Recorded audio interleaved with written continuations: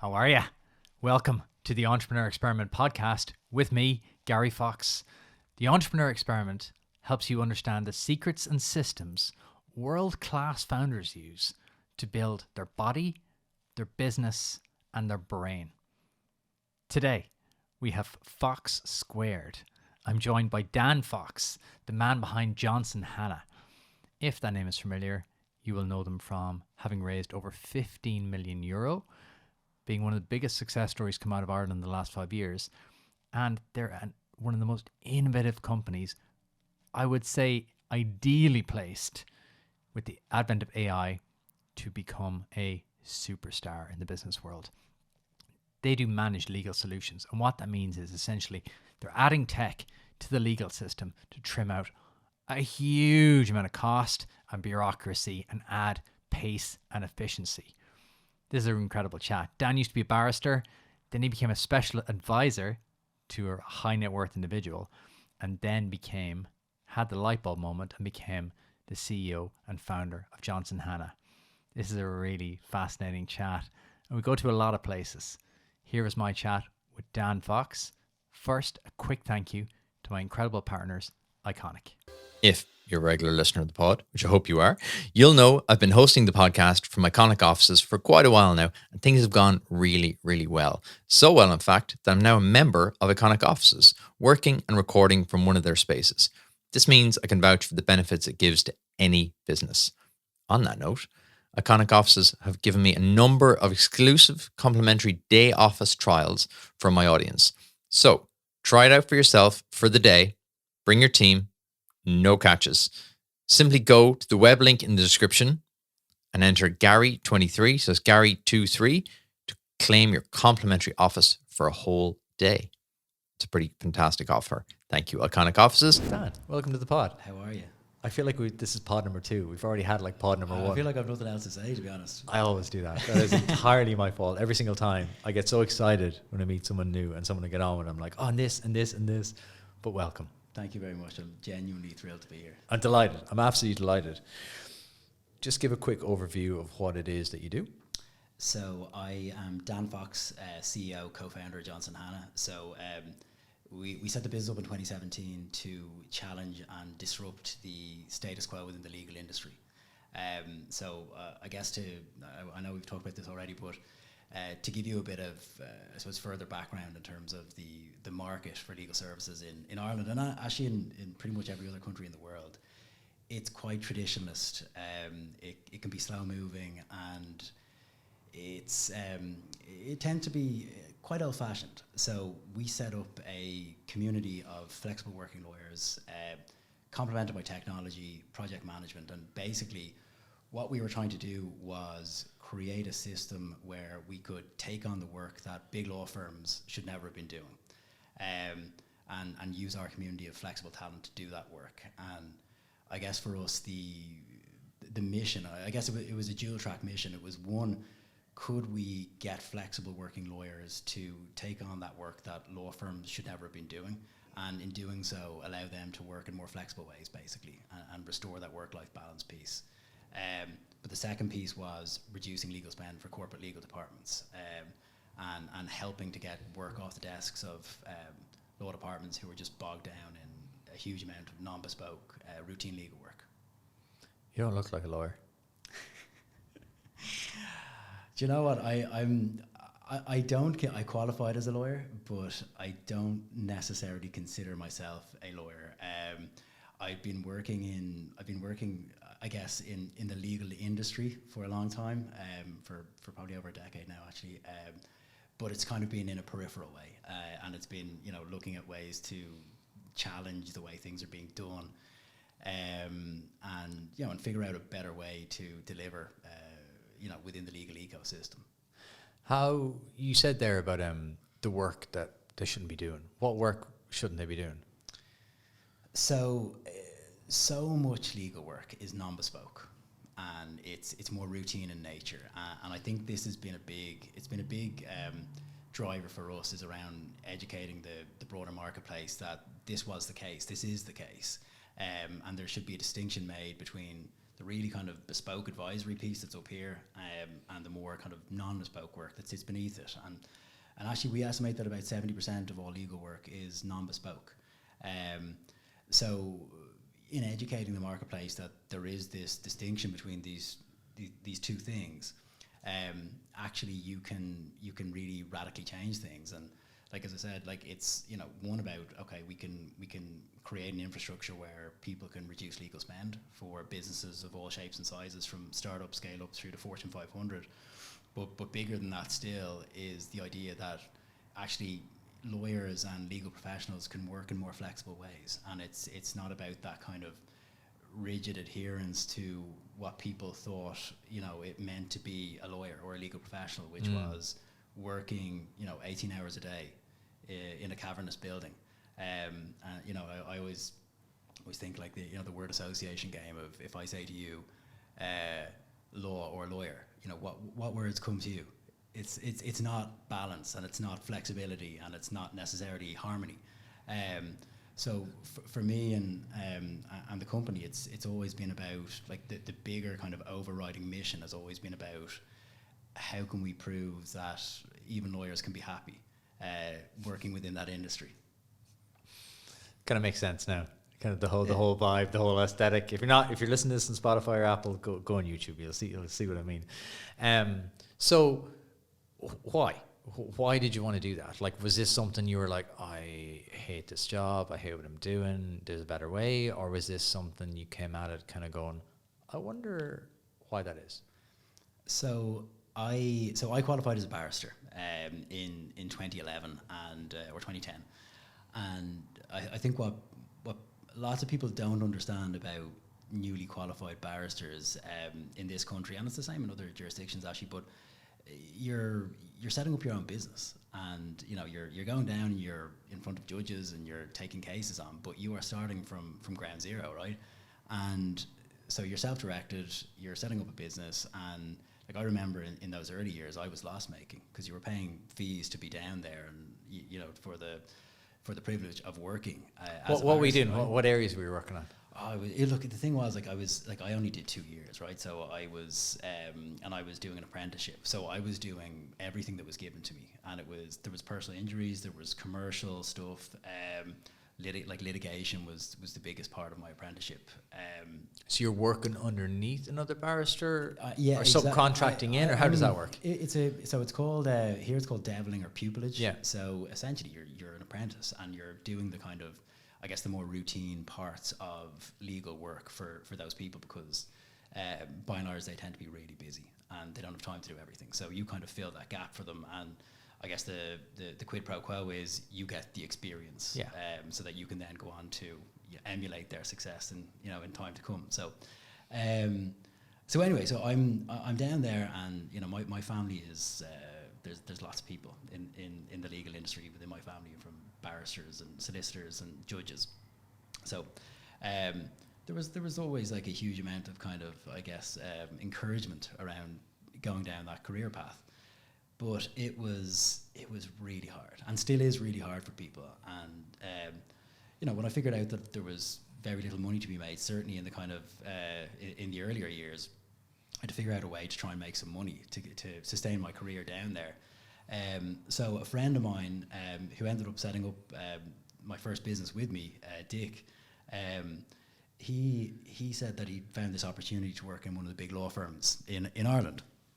So and he said there was a job there for me as well. So anyway, we went in there and we joined a group of about, I think there were 60 or 70 people working on this project, and it was non-bespoke, right? It was When you say non-bespoke, what does that mean? It means it's not a complex restructuring, or the really kind of bespoke advisory work that top tier partners, specialists, very specialist subject matter knowledge are giving to clients. Okay, so it's kind of been done before, you're just tweaking it slightly. Is that the kind of idea? It's more transactional. It's almost like you can not say that it's non-complex, but it's less complex than a kind of specialist piece of work. So like the stuff that we do would be like commercial contracting, reviews and negotiations. You're working off a defined criteria within a playbook. I get you. Yeah. Discovery as part of litigation was where the first business came from. So, you've got the litigation piece, which is, I guess the complex advice piece, above it. But then there's this discovery element, which is all the documents that need to be reviewed as part of the broader litigation process. And that's really volume heavy. And typically what happens in a law firm environment, if a law firm's undertaking this process, is that paralegals, junior barristers, junior solicitors, start doing that review work themselves, right? So I went in there, I joined this team of lots of people. And was this an extra job now on top of what you're already doing? This was additional to what we were doing. Okay. So, but at the same time, like there's, you've set up your own business, so you've got time, right? You're looking for work, right? This, like, so we went in there and we got engaged, and we were doing like crazy hours. So it became our core focus for about 12 weeks, and we were doing like 70, 80-hour weeks, and we were being paid €16.50 an hour, and we were in like this. $16.50 an hour was the rate we were being paid, but we subsequently found out that the firm was charging our time out to the bank. So it was the bank was the client of the firm, and the bank was paying about €300 an hour for our services, right? So like really quickly, I like those margins. Great margins. So we became, it was really obvious very quickly that the firms were really adept at cutting really strong margin. So anyway, and I also I noticed when I was in there. First of all, I noticed the scale of it. I was like, wow, there's this big project, and there's so many people, and it was young barristers like me, it was young solicitors, there was paralegals, there was even partners and equity partners doing this work, and it absolutely didn't require the input of people at that level. It just didn't stack up. So, is this a volume thing? Or when you say work, what is been done? Like, is it just a volume that has to be read through or done, or what? It's a volume of documents. So, like, discovery as part of litigation, basically the idea is you can ask for documents from the other side who you're in a fight with, and the reason you're asking for those documents is because you have a legitimate belief that document that you're asking for can strengthen your case or weaken the case of your opponent. That's the fundamental premise. So what tends to happen in large-scale litigations is you're asking for lots and lots of documentation, and you're combing through emails, and you're so that's kind of so it can be super volume heavy depending on what work stream you're in, and in this particular case it was really, really volume heavy, and there was boxes of documents and lots and lots of people doing that. Sounds horrible. Yeah, it was. Yeah, it was incredibly intense. But I think like maybe the worst part about that experience, and in some ways I was really grateful for the experience because it went on to shape this business idea that we ended up having, right? But I think when we were in there, we had this kind of this exposure to lots of people who were certainly not living in harmony in terms of what they were doing with their lives. And it was this recurring theme of, I don't feel like my life is in balance, and I'm doing 80 or 90 hours a week. We were talking to like lots of, senior associate solicitors in this firm, 80, 90 hours a week. And while on the face of it, I'm getting paid a good salary, I always remember there was this one lady that I was speaking to, and she was like, it feels, I've done the math on it, I'm being paid like less than minimum wage, for the hour. And she might have been tongue in cheek, but it was, she's probably right. Like, if you add in all the times, people don't add in commute times and stuff to their jobs. Yeah. You're kind of going, well, you're spending 2 hours each way commuting, so you're kind of doing 10-hour days. Exactly.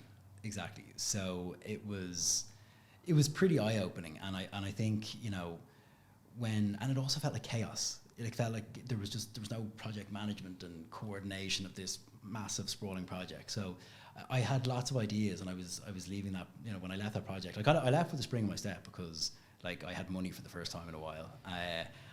But I also, the bigger thing was I had an idea, and the idea was, can I create a a platform where people can work in more flexible ways within the legal ecosystem, a way where lawyers can work and be happy while staying connected to the legal industry.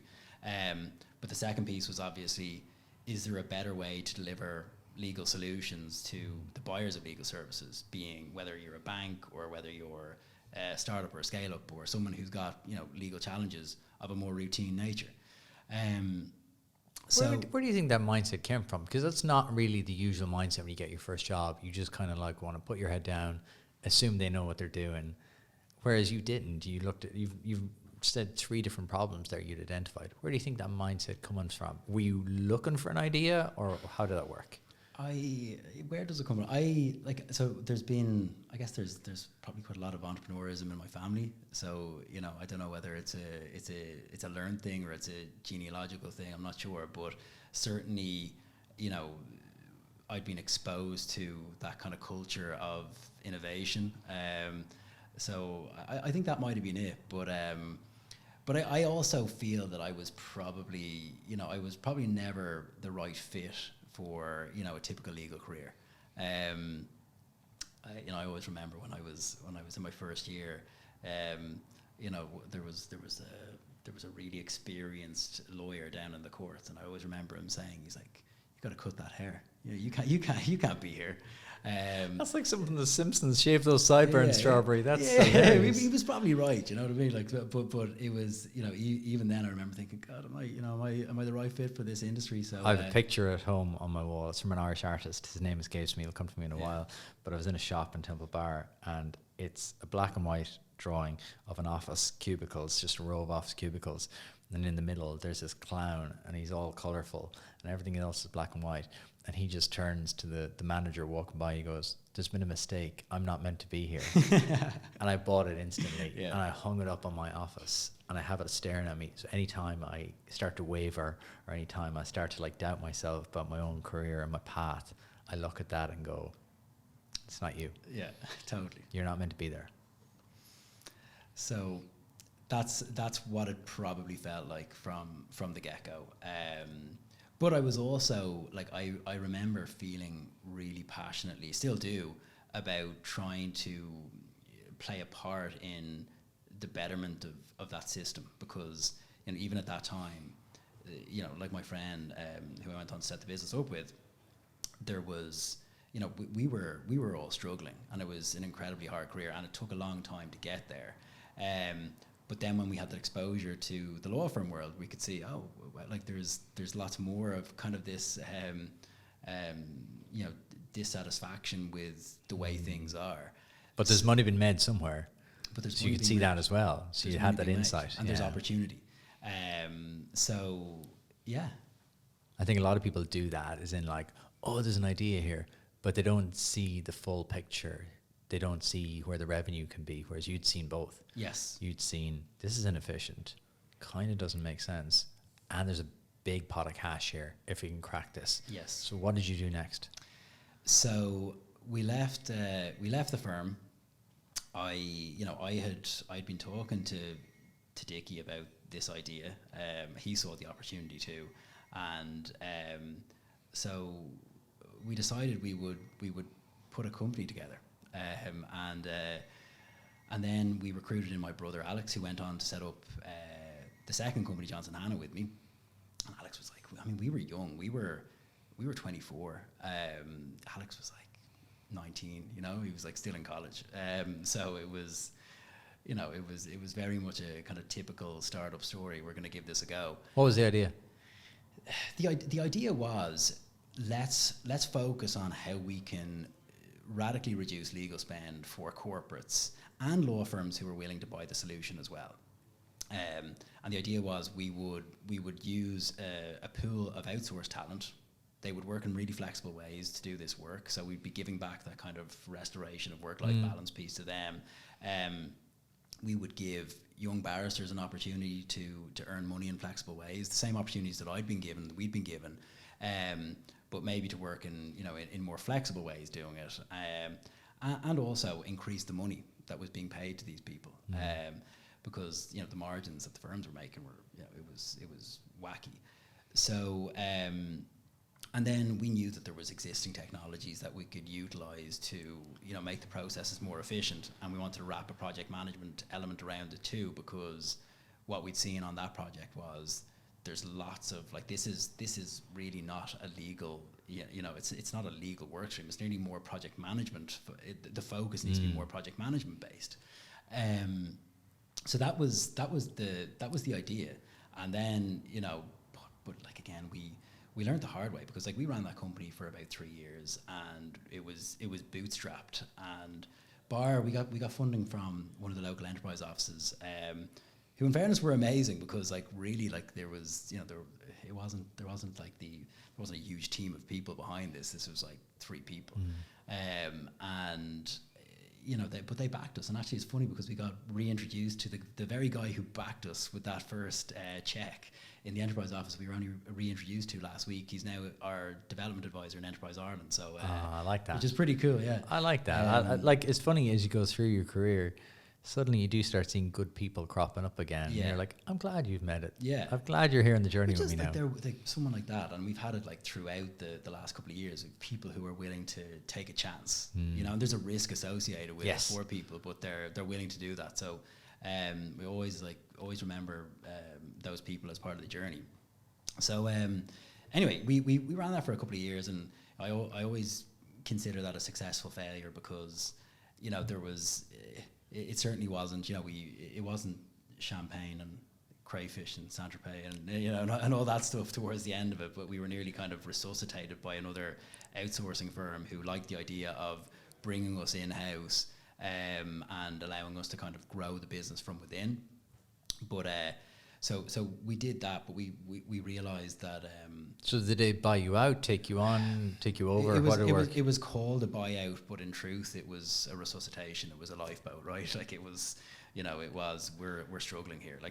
That's the truth of it. We were coming to the end of our tether. We had no funding, and that for us was an opportunity to get a wage and have the support of a more robust infrastructure. But we also, one of the things that we learned along that journey was that there is it's so perilous to try and bootstrap a business in the absence of funding. I know it can make sense, but we even in terms of delivery and getting the right team on the bus to deliver for the types of clients that we were winning, because we were against all odds. We had this concept. It was very novel in Ireland. People were buying it.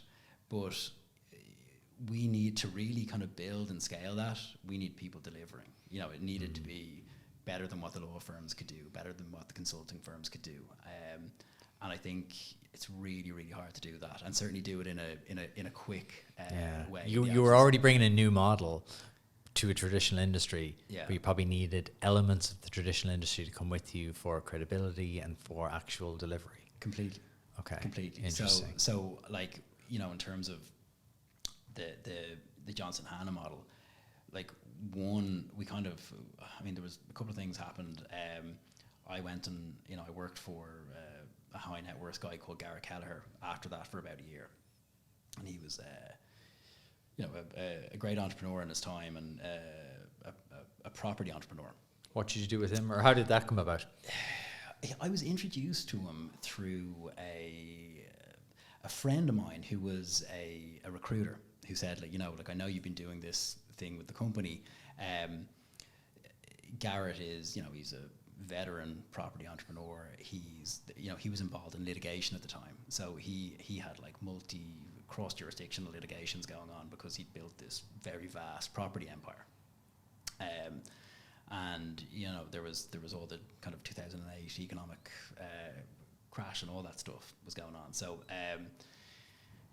basically, I was going in there, and he wanted me to do a few things. One was he wanted my experience having built a startup. He probably overvalued what I could really contribute at the time, but probably respected it though. I think there's a respect among fellow entrepreneurs. Yeah, I think there was a piece of that, and he was interested in investments, and he had a number of different startups that he was kind of quasi part of, and he was helping put funds together for them.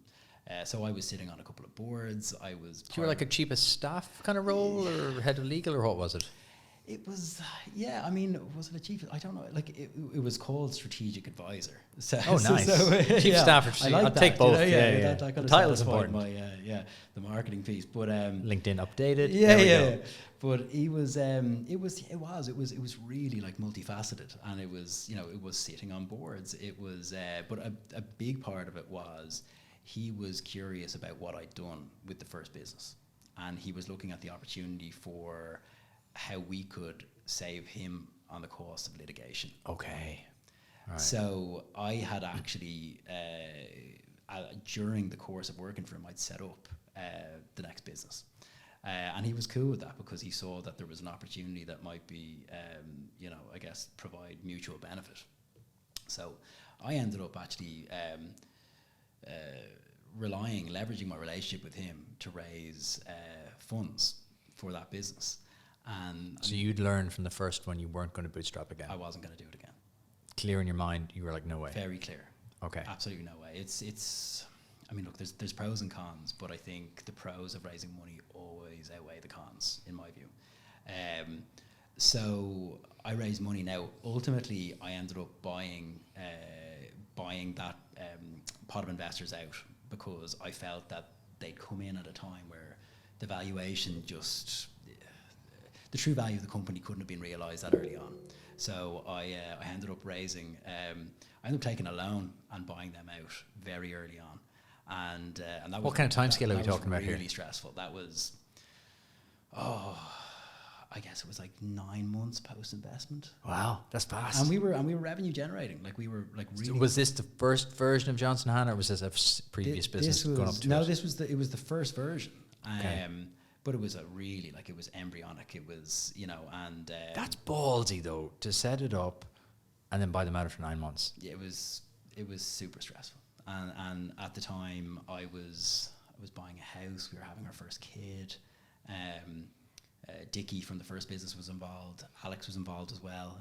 So, you know, the band was back together, kind of thing. But it was really stressful. It really was. So anyway, but, you know, at the same time, like it made sense at that point in time, and I think, you know, and Garrett respected it as well. And so anyway, I pulled the money together from investors who ultimately became my seed investors. Took a loan off them, a personal loan, and I bought them out. Personal loan. Don't recommend that. Those either. words that wake you up at 3 a.m. Yeah, don't recommend that. So so that was it, and then. But you believed in it so much. You were like, this is the way, this is the only way this can be done.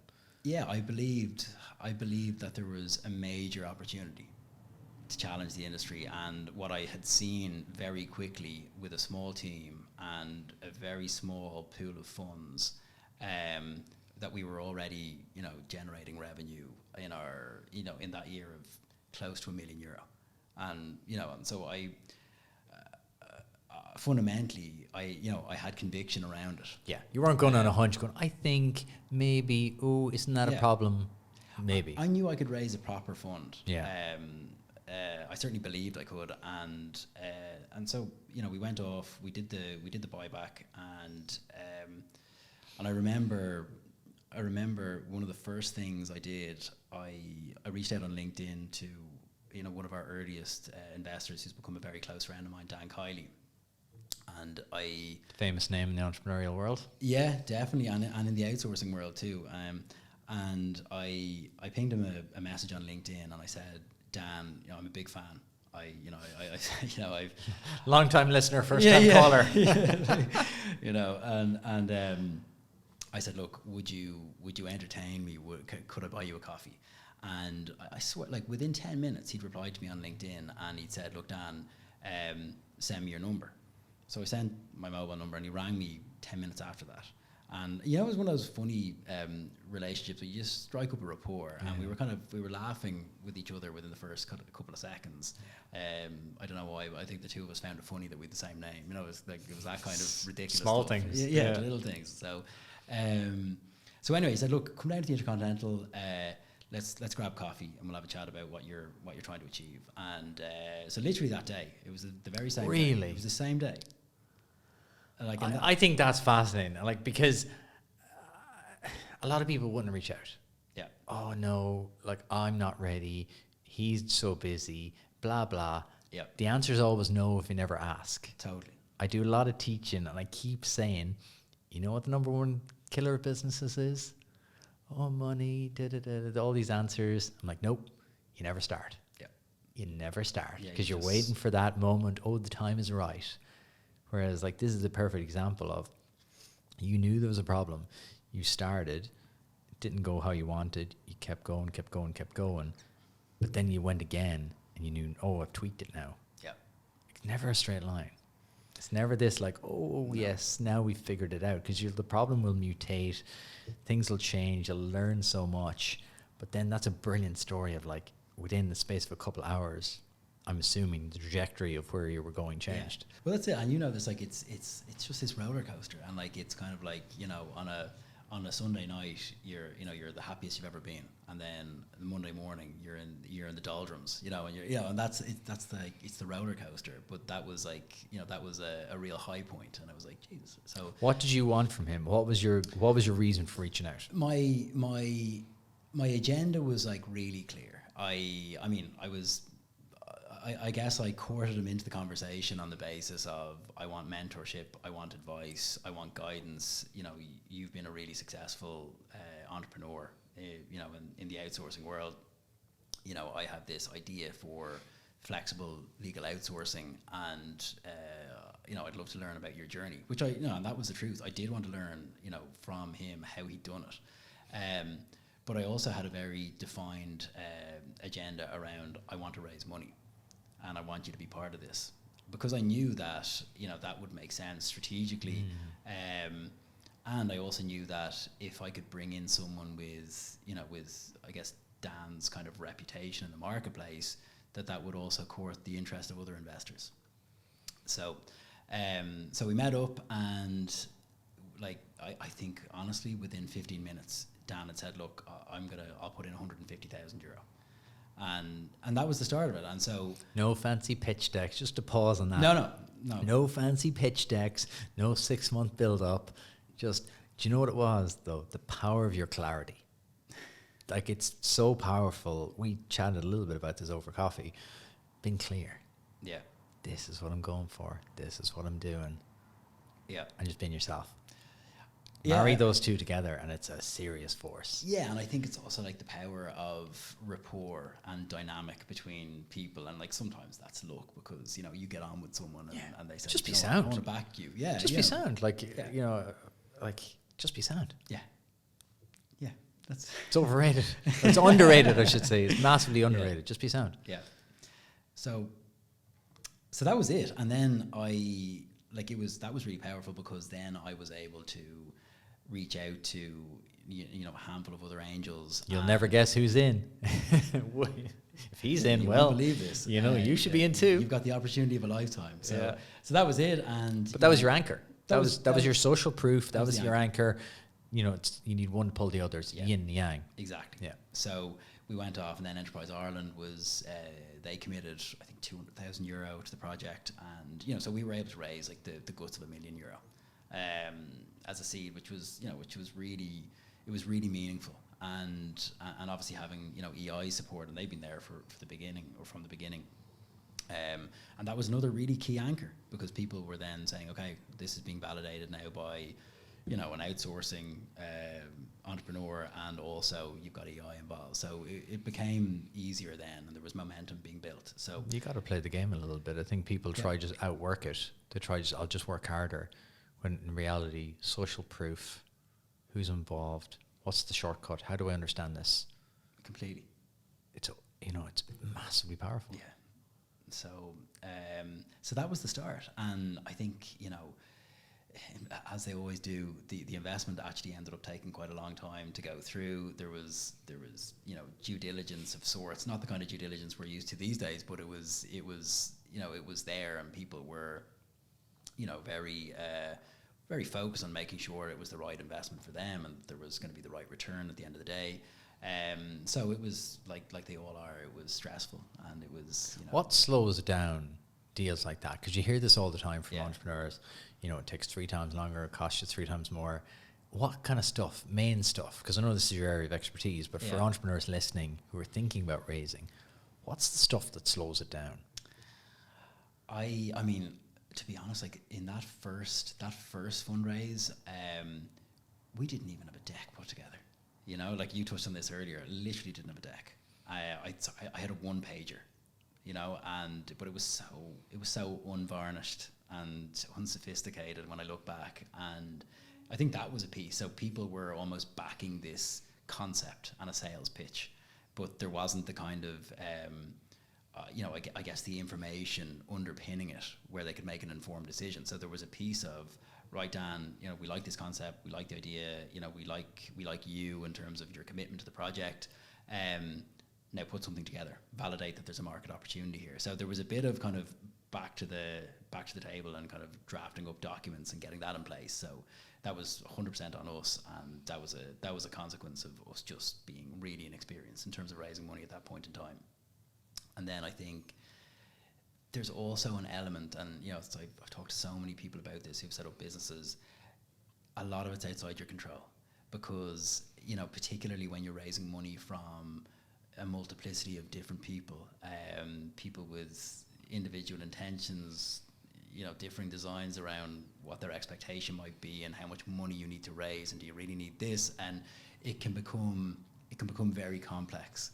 As in, they'll ask you for things, they'll ask you to clarify or change, or what kind of stuff? Yeah, but it's even, you know, it's even the smallest things, like, you know, this is just a hypothetical, but someone saying, oh well, look, you know, you've said you're raising €1 million, but could you not raise 750, you know, and prevent a more dilutive impact on the rest of the shareholder base, right? There's all this is like common stuff. So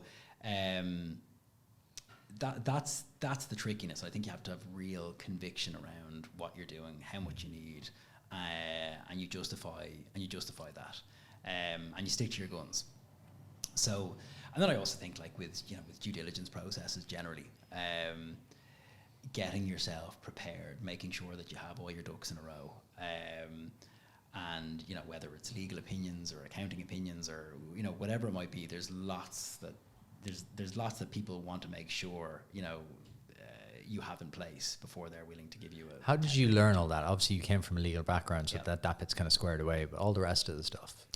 Oh, do you know what? I was like, you learned as you went, because like we've gone, I mean, through 4 funding rounds all in now over the course of the last few years. So you are learning on the job, and then I think you bring in, there's experienced talent who, you know, you begin to tool yourself up with. And like one of the guys who joined us a couple of years ago, Paul, our COO, he'd come from good body corporate finance background, qualified accountant, and this guy just like he'd done it before. He had a knack for, you know, putting this stuff together. So I was learning from him, seeing the way it was meant to be done, and like that was like super helpful, because he joined when we were doing our Series A round. So that was the 5 million round. What are the rounds you've done? Just bring us up to speed on the rounds you've done. Forgetting the first one that we talked about, there's been the seed of, you know, in around £1 million, and there was 5 million with Series A, and then we've just done last November we did 10.5 million with AIB. So serious cash. Yep. Serious business. No pressure. No pressure. Yeah, it is. It's serious cash, and there's a weight of expectation, and but we really have great people on the bus now, and you know, and AIB they've been really, really great. I think there was, like when we did the last funding round, which, you know, AIB eventually joined us. We had, you know, we were fortunate because we had a number of different funding options. A lot of there was a handful of private equity businesses in the UK who we were looking at, and you know, they'd be really kind of good name private equity firms who I personally would have thought we were probably too small for them, but you know, so we felt quite fortunate to have that interest. But I remember like AIB, we'd met the guys, and we used Goodbody Corporate Finance to broker the investment round. And I remember there was a feeling amongst us when we went into our very first meeting, which was with AIB, that this was going to be a dress rehearsal, basically. This was going to be, you know, look, we'll warm up on this one. Yeah. Make your mistakes. You know, this isn't going to be for them. But the moment I walked into the room, it was kind of terrifying actually, because we went in and there was like about 10 people in the room, and it was like, you know, members of their legal team and their investment team, and it was like, I mean, they'd really kind of tooled it up, and so we power move. They were like, wow, this is kind of real. So anyway, I think they saw the strategic merit of, you know, what we do, even in the context of, you know, their legal obligations, the scale of spend that they have, and they could see the opportunity. So it was very much a kind of strategic play for them as well. You've had a wild ride in a very short space of time. How do you manage that yourself personally? I don't think I've always managed it that well, to be honest with you. Like it has been a wild ride. Like the roller coaster thing is the best way to describe it. I always, my wife said this too. It's like, you know that scene in Forrest Gump when he just keeps running. I quoted that to someone 2 days ago. It's weird you brought that up. Just started running. Yeah, he started running and he just never stopped. And you know, it just, that's the way it feels. Yeah, that's the way it's felt. It's not as bad these days, but certainly in the earlier days, it was like, you know, you're in a cage fight all the time, and you know there's no break. So I think, like, in terms of, I guess, the coping mechanisms, in a way, exercise has been massive for me. Like, I'm committed now to doing at least 90 minutes of exercise a day, non-negotiable, and I, you know, I build that into my working day. I consider it a meeting, and I'm big on that. And actually, a lot of our team are big on that too. So it's kind of become a kind of cultural focus internally, because people can see how good it is for you generally, not only your physical health but your mental health as well. I love that so much. That's just so powerful. Yeah, I think it's necessity. You know, it's and I think, you know, when it comes to, I mean, lots of people I know, you know, are struggling. They might be anxious or stressed about something. I think within an entrepreneurial context, you're living in this like this amphitheater of volatility and uncertainty the whole time, and you know, you've got to find ways to I guess mitigate against it. So I think exercise for me has proved to be the most powerful thing. What exercise are you doing? What kind of stuff are you into? I walk. I've got like nothing crazy. I used to go to the gym a lot. I now have a couple of dumbbells and stuff at home that I work on. But walking, I think, for me is a big thing. Walking and free weights, press ups, like nothing, you know. But it's funny, like when you're younger, you're like, oh, I must do this plan and this program and this. Yeah. And then I wear my whip. I think you've got one as well. I've got one too, yeah. And then you see walk and you're like, wow. Damn. Yeah.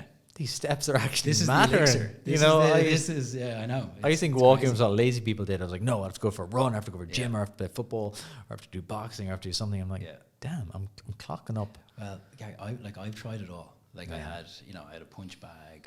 I've had everything, and I've torn rotator cuffs, and I've done everything. And then you realize, you know, you get to a certain age, which is kind of depressing. But you know, when you start going out for a walk and you're injuring your calves and stuff, like, you realize, right, I need to find something that's kind of low impact, and so walking has been amazing. So for me, it's all about compounding. What can I keep doing every single day? Like you said there about the 90 minutes, like you're speaking my language. We're doing a challenge at the minute where they have to do 40 minutes every single day. It can be anything you want. Yeah. And I deliberately set it up that way. I'm like, it can be anything, but just do your 40 minutes. Yeah, just get it in. Because it just compounds. It doesn't really matter. We're not elite level athletes here. Exactly. You know, we're going for the 80-20. Can we do 80? Can we do it 80% of the time and just do something? So like the compounding is big. You said there about the entrepreneurial life and kind of, you know, the stresses and strains. For me, like, the impact is huge. My mental health and my physical health are just linked completely. And I think I never really got that until I started to kind of listen to myself a bit more. And we talked about it over coffee. You know, it's not today you'll feel the effect. It might be tomorrow, probably next Monday. I'm kind of going, why do I feel so down? Because you stopped doing all the things. Yep. You stopped eating healthy. Yes. You stopped getting the exercise in. Because you viewed it as a luxury. Completely. Like you have to be really deliberate about it and make it part of your working day. And, you know, and certainly I know we discussed this earlier, but like you see the tangible benefits of it. You also see the tangible disadvantages of not doing it when you stop. So, and I think why it is that it's not immediate. Like I said there, you know, it's a slow decline, yeah, but it happens. You know, if you stopped exercising and instantly that day you had a massive pain, you'd keep exercising. But because it's a slow drip, drip, drip, drip, drip, it's huge. That's why I've started tweaking the message of the podcast. I'm like, you know, it's about, I speak to entrepreneurs about how they build their business, their body, and their brain. Because for me, especially post-COVID, the realization is, well, without those three, like how often have you heard the story? Oh, you know, they build a great business and, you know, then 55, drop dead. yeah, Weird, you know, don't know how that happened. He worked himself to death. yeah, You know, literally his body gave up on him. yeah. And like, that's not the world I want to live in. And I think a lot of entrepreneurs have kind of had this realization going, that hustle porn mentality of like clocking the big days. Yeah. Oh, I sleep at the office and all the nonsense you hear online. You know, you see on Twitter, you'd be like, oh my God, like that's just not true. There are times you got to grind. We talked about this. Yeah. There's times you got to grind. Do you know what? Like the truth of it is, and like I know a couple of guys who, you know, have set up their businesses, and I don't know, honestly, I don't know anyone who's gone and set up businesses who subscribes to that idea of I'm going to work 20 hours a day and I'm not going to keep fit or I'm not going to look after myself. Like I think there's a kind of a mythical thing that goes around it, but I think the truth of it is, in the absence of being very deliberate about your exercise and your mental health and all the other things around your business, you can't be as good within your business. So it makes you a better business person to look after those other parts. And like I always, like I do remember, like, you know, with the really stressful years when we were raising like the first fund, like I wasn't as present, you know, with, you know, having your first child and all those things, and there was no room for anything but just business. And exercise was, you know, was on the fringes, and you know, everything became about the business and nothing else. And I learned really quickly that you have to carve out time for the other things that matter. Like you've 24 hours in a day. Yeah. We all have it. You know, this thing of like, I'm so busy. Busy doing what? Yeah. And then when you analyze it yourself and you kind of going, dead time there, busy time there. Like, it's not how long you're there. And I want to talk about your working hours in a minute, because I think that's brilliant. Like, it's not how long you're there. What the hell are you doing? Yeah. I think some people, it's like a comfort blanket. They feel, well, at least I'm in the office. You know, at least they think that just by their physical body being in the office, that somehow that's a benefit. Yeah.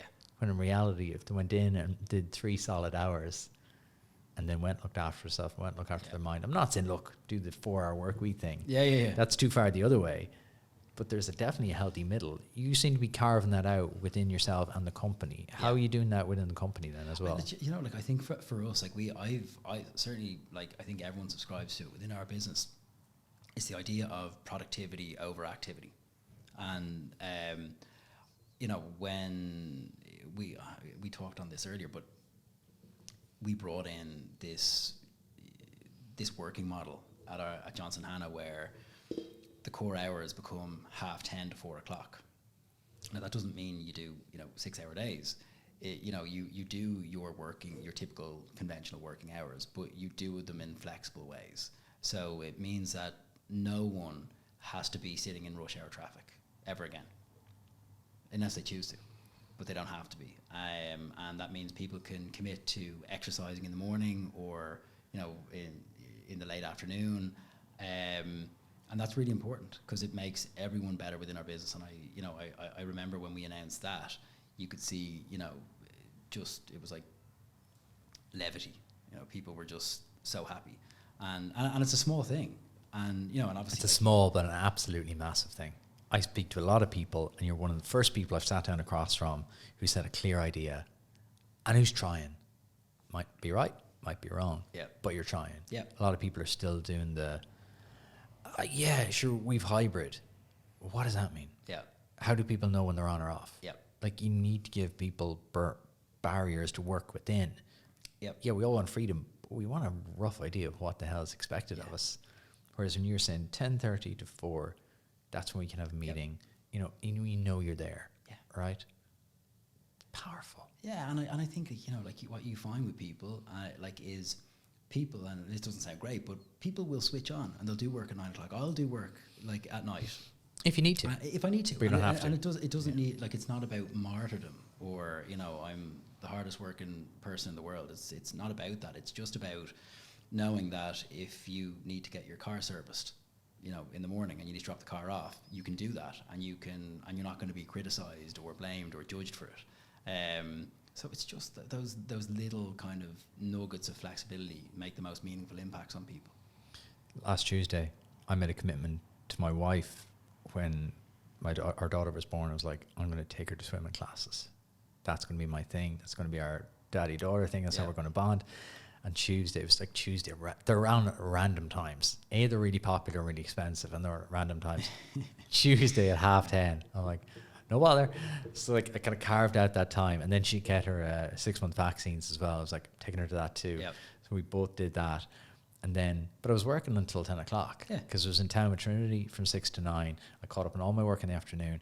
Magic. I did not care that I was working from 6 to 9. I was delighted. Yeah. Because I was like, I had the morning from like 9 to 12 with her. Amazing. That's it. But that's how I like to work. And I think we talked about this as an entrepreneurial thing. There's definitely that in us, in our head, that you kind of, it's the game. It's playing the game to your own level. And I think as you get a bit older and a bit more experienced as an entrepreneur, you kind of go, I don't have to do the 9 to 5 thing. Yeah. It's so deep how it's wired, isn't it, though? It's deep within you from school, college, work, society. Yep. You know, things open at 9 and they shut at 5. Yep. You're like, why? Well, like, thank God Gary is changing, because it is changing. Yes. Like, I don't think we're ever going to see people working in offices 5 days a week again. I hope not, anyway. Well, it's Thursday afternoon. We're in Dublin City Centre. It's so quiet. Yeah. Just the odd car is passing. Out There's a massive big office across from us. Yeah. You can't really see anyone in the windows. Like, that's the reality, and it's brilliant. Yeah. How do you look after your mind? Because we talked about the body, talked about the business. How do you look after your mind? So I honestly, like, same again. Like, I think I try and read, although I find that quite hard these days. So podcasting, listen to podcasts, that I find like really helps me. It cultivates creativity. It can be inspiring, and it's just it kind of takes you out of your own head. And then the exercise piece. That's the biggest investment I've made in terms of my mind, and just trying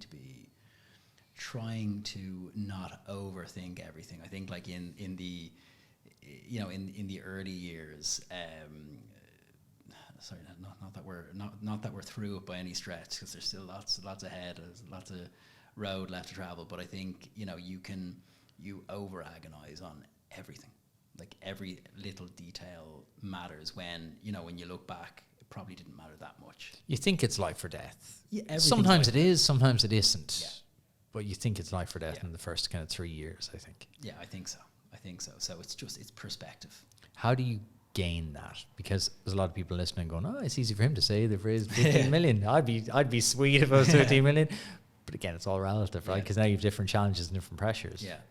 We talked about earlier about, wouldn't it be cool if you were a landscaper? Must be really must be depressurized to do that. I'm sure he hates it on days as well. Yeah. But how do you do that? Because you've obviously cultivated that muscle. I do think. I think the truth of it is, and this probably isn't that heartening, I think in the early stages, when you're setting something up, it's really hard not to carry it with you at all times, because I think, it's I'm fortunate now that we've a far bigger team, and when it's like one, or there's 2 of you or 3 of you at the very start, and you are doing literally everything. Like, I remember one of our first deals was with a massive law firm in England, And quite by chance, we'd gone over 2 days before, pitched them the idea of outsourcing their more non-bespoke work to us. And we got a call 2 days later saying, hey, we want you on the pitch. And it was for, a large bank who was based in the UK, who had gone to them and said, look, we don't want you guys doing that work. We want, an outsourcing business who can do it in a better way. Now, we'd obviously sold it pretty hard to them in terms of where we were at that point in time. And so, like, it was like that delirium when we won the gig. But this was this project was worth like €500,000 in 12 weeks. And but there was 3 of us, and we were putting this massive team together. We were trying to find project managers. It was bedlam. And then in terms of managing a project of that size, I'm like, we hadn't done anything like this before. So it was, it was bedlam. That was super stressful. And like, there's no, I can't see any other way around that. Like, you are bringing that to bed with you every night. You're not sleeping. We weren't. Now when we have projects like this, there's an infrastructure, there's subject matter experts, there's lots of people who can manage that stuff, who are better placed to manage that than I was, and the founding team. So this isn't very encouraging. I'm conscious that it's, but it's real. See, this podcast is always about the reality of the story. I always say it's just people's stories. Like, it isn't meant to be like a template or a guide or a blueprint. It's exclusive to Dan. Like, this is Dan's story. Dan did it his way. If I always say, if one person listening gets that aha moment, the whole pod is worth it. Yes. Because if one person just goes, that is the problem, whatever it is, personal or professional, it doesn't really matter. If one person listening gets something, I'm like, that's the job done. So it's real as well, because there's probably someone listening who's 2.5 years into the business going, I'm doing it all wrong. Yeah. I'm doing it all wrong. It should be like this. But then listening to you going, sometimes you just got to dog it out, right? Yeah. You just got to get the dog in you, and you just got to get it done. I've described it before as like a beautiful horror movie. Like, it's like, you use this line earlier, but you're like, I wouldn't have it any other way. And that is the case, but like, it is at times horrifying. And I think people have to be conscious of, like, that's in their future if you're taking this path. There's no one I know, yourself included, who's done something for yourself, built something, who hasn't had that experience. Yeah. That's one of the best lines we've had in a long time. A beautiful horror movie. You'll hear me repeating that. But it's true. I, as I got older, especially in the last kind of 12 months, as I've done more work on myself and kind of my confidence, I'm now more black and white about stuff. And we talked about this. And like, I've kind of I kind of have 2 modes now. I'm like, I always say, well, that's a choice. Yeah. If someone's saying to me, oh, it's this, that, and the other, I'm like, well, that's their choice. Yeah. They're choosing to live that way. They're choosing to be in that suffering. They're choosing to like do it that way. I'm like, that's a choice. And then if someone comes to me and they're like, oh, I'm like, well, do you want to do something about it? Or do you want to just shut the fuck up? Because they're the 2 modes that I'm kind of thinking about, right? But there's no easy path. Like, there's not. No. Yeah. You can't whine about it. You just got to make your choice and move on. I even hesitate to bring this word into the conversation because I'm like, it's so overblown. How does AI impact what you're doing? Because when you started this back in 2013, I was like, they were well ahead of this game, because this trend is now suddenly if people have woken up going, wait, we don't have to be in Dublin, we don't have to be in the office. What work do we not have to be doing either? Yeah. There's suddenly been this realization, whereas you guys had figured this out a long time ago. So what now suddenly every Twitter thread is about AI to do this, AI to do that. Does this play a role, or is this still, do you need experts involved here? I had a nightmare. Do you know that show Westworld? Did you ever watch that? Yeah, I watched it. I had to stop. Yeah, because it was giving me nightmares. The same. So I was watching that the other day, and I was like, I got to stop watching this because I was thinking about all this generative AI. It was freaking me out. Yeah, it was kind of scary. But so we've been at Johnson Hanna, we've been using AI for years, and in different forms. But like, AI has been utilized by us to reduce the amount of human labor on large discovery projects, which is where the original business came from. And now we're using it across, like, our biggest work stream now is in the contracting world. So we do commercial contracting for lots of the world's biggest companies. And so we're using these systems to essentially reduce the human labor element of legal work. So in a way, I feel like we're quite well placed. We're in a way ahead of the curve in terms of the value proposition of leveraging artificial intelligence. But I think like for me, the bigger piece, like the more disruptive piece around what we've been trying to achieve, has actually always been more focused on humans, and and how we could, like, I guess, like it's proving that lawyers can be happy, whereas people never thought that was possible. So for me, it's more the creation of a more agile talent framework, a more flexible talent engagement model. That's been the big piece for us. So like when I, because people, we talk about innovation all the time in our business, and yes, like the technology piece has been massive, but like truly, I think what I'm proudest of is when I see, humans who are in, people who work for us who are working on projects in South America, for people like Indeed, and people who are working in America and Singapore and all these places where we've branched out into, and what we've given to those people is a different opportunity, a better way of working, and that for me has been the true kind of innovation. And today, like in our business, people by and large don't tend to work more than 20 hours per week, and like there's lots of, like, there's one of our guys, Marion, she's like working from Clare Island, which is really cool. That's very cool. Yeah, and she's working with one of the big tech companies and helping them on their commercial contracting, and and we just have all these countless examples of people who've and they've come to me directly on LinkedIn and said, look, this is where I was before, this is my life now, and that's because of this model. So that's the innovation. There's magic in that. Definitely. There's a magic in that, because I think people overblow this. Oh, AI is going to destroy this, and AI is going to, get rid of this person, it's going to get rid of this job. I'm like, no, you're missing the whole point here. It's to leverage. Yes. It's for letting humans leverage to get rid of the things that they're spending 20 hours a week doing rubbish, like you were saying when you were in the early days, reading through boxes of documents, summarize it down, what's the key points, what's the pertinent thing. And I see like humans now as like translators between the AI world and the real world. Yeah. They're in the middle translating, going, okay, I see this, and the inputs. That people are just like asking AI questions. I'm like, you're missing the point. The point should be you're feeding it in all this information, letting it figure it out, and then you're going, okay, this is how we're going to use it. Yeah. It's incredibly powerful. I also think people are overblowing it. We're not, like, it's companies like yourself who are already working in this space. It's not like, oh, suddenly I'm going to set up this AI company.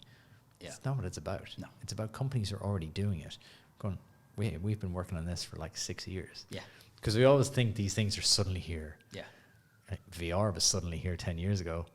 I ain't playing Call of Duty on my VR headset yet. When VR is here, that's when I'll know, right? Yeah. But even like, it takes time. New technologies take so long to actually rubber to road. This is the fundamental difference. And it's companies like yourself who've done it. I'm going to do a quick fire round. Okay. You ready? You getting set? I'm ready. Okay. What book would you recommend every entrepreneur must read? Business book that I loved was, it's a book called Mission by Michael Heyman. Mission. Okay. Love that. And that's the whole idea is, purpose-driven companies are the ones that succeed. So focusing on building a business that's purpose goes beyond the mere generation of profit. That was really good. That was a really cool book. Another good one, I think, is my favorite book is, I can't pronounce his name, but it's called Silence by Erlind Kagg. I could get that wrong, but that's a really good one. What's it about? It's about an Arctic adventurer who... non-fiction or fiction? It's non-fiction. Ooh. And he exists in silence. And it's just, I think for, Is this one Gary shouldn't read before bedtime, or is this okay? Gary, this will put you to bed. Okay. You will sleep soundly on this book. I'm done. Right? We've never had either of those two books recommended, so Yeah, brilliant. I think you like that. If you wrote a book, what would the title be? Oh, God. Silence or Scale. Love it. What have you sacrificed to achieve your success? I have definitely sacrificed lots, to be honest. Like, I think probably there's been a lot of sleepless nights, a comfortable working existence. I think, as you know, like you tend to live with your business. It doesn't matter where you are in that journey, like it's with you. So you can be sitting outside the coffee shop looking like you're totally chilled out, and you're thinking about, who have I got on the podcast tomorrow, and what do I need to prepare for that podcast. It's with you at all times. You're dreaming about it. You're coming up with solutions to problems in your dreams. Which is, so I think that's the sacrifice. Blessing and a curse, right? Yeah, completely. It's flip side of a coin. It's the fine line. Yeah. What would you do if I give you 10 million euro today? I guess it's what we raised last year, so I'd be doing what I'm doing. So I'm giving you 10 more. You can do it. 10 more. I'm giving you 10 more. Fresh money, but it's for you. It's not for the business. It's not for Johnson Hanna. It's for you. You can invest in the business. You can invest in something yourself. I would probably get into, back into the startup ecosystem. I love being around entrepreneurs, reinvesting, helping other entrepreneurs the way I was helped and still am being helped, contributing to that economy. Okay. If you weren't an entrepreneur, what would you be doing? Maybe the coastal gardener that we were talking about earlier. I don't know. I think I would like to be working within a startup kind of business building environment. Just having proximity to people who are building things from nothing, dreaming things into reality. So I don't know what that job is, but somewhere in the ecosystem, you'd be still involved. I'm going to give you 1 million euro today, but you can only invest in one company or one person. Who or what is it? I actually really like. So I'm just looking at it. Whoop. I love this company. They don't need funding, but if they were coming, I love that. I love the idea of wellness and contributing to physical and mental health. So something like that would be. Someone asked me the other day what my favorite brand was. And I said Whoop straight away. Very cool. We were doing brand development and they flipped it back at me and I was like, Whoop. But it's true. It makes such a positive impact in my life. If you were starting a new company in the morning, what would it be? Oh, God. What would it be? I like the idea of staying in something that I think helps people. I actually think, some kind of a wellness company, and I'm big on diet and nutrition. I have an issue with the amount of pesticides on our food, and I would love to create a framework for showing people, the healthier foods that they should be eating, how much pesticides are on foods. I haven't even thought about this. I'm coming up with ideas as I go here, but something like that, educating people around the nutritional benefits of certain foods. Have you had your bloods done? A full blood work? I did about a year ago. Yeah, it's great. That was one of those moments where it just opened my eyes to like a whole new world. I fell down that rabbit hole. What do you believe that other people might disagree with or find strange? Oh, God. I think that idea of, I don't know if people disagree with this, but I really believe in the power of following your instinct, following your gut instinct. I know I've heard certain people say, don't, that's kind of emotional stuff, to be more prescriptive around decision making. I think there's, by and large, going with your gut is usually the right thing to do. What would your final sentence of advice be to every entrepreneur listening?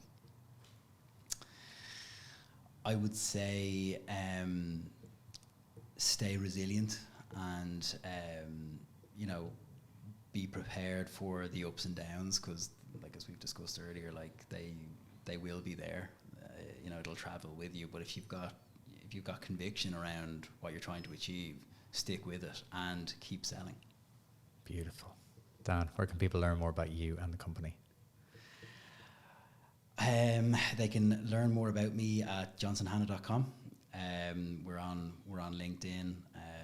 We're on the usual social media channels, and you know, if people want to reach out on LinkedIn, go for coffee, I'm always open to that as well. Beautiful. Dan, thank you so much. That was a beautiful conversation. Thank you, really appreciate it, man. I hope you enjoyed today's episode. Wherever you're listening, whether it's Spotify, YouTube, or Apple, click that subscribe button, and I will see you back here next week for a brand new podcast.